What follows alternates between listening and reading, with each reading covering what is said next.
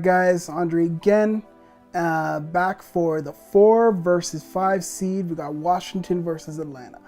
I think it's going to be a boring series. Not really excited to see really any of these teams, not my favorite teams at all. But I still think this is going to be a very good series competitively. Maybe not as flashy as the other series. 3 key factors.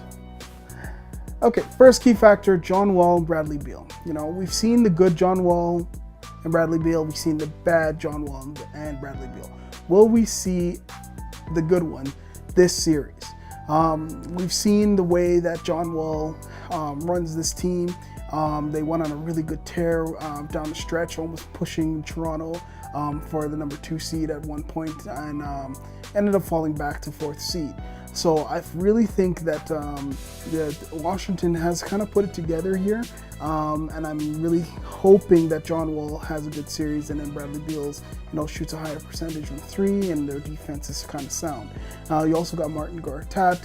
That's really pretty big down low, and I'm just hoping that this team, Otto Porter and all those guys, will start to come together.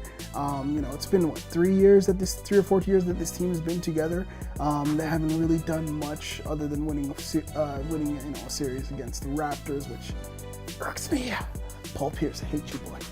Key number 2, Atlanta's defense. So one of the major things is that can we see Atlanta actually stop this dribble penetration of John Wall and Bradley Beal? They are so fast when they're coming down the court, especially in the open court.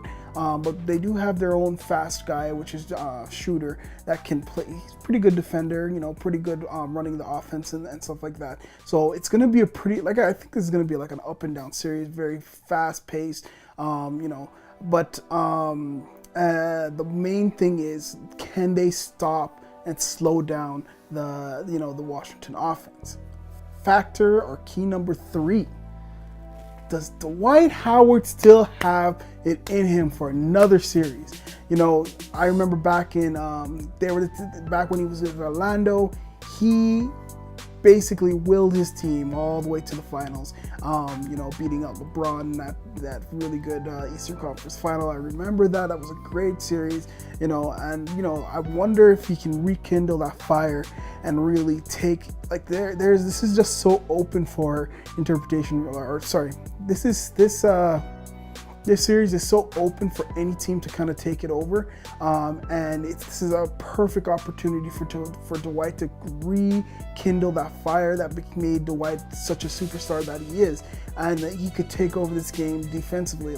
The best way to beat this dribble penetration and have that one shot blocker down low, really just messing with all the shots, redirecting shots, just being that defensive powerhouse, and then offensively, being that beast that he used to be that no one could hold.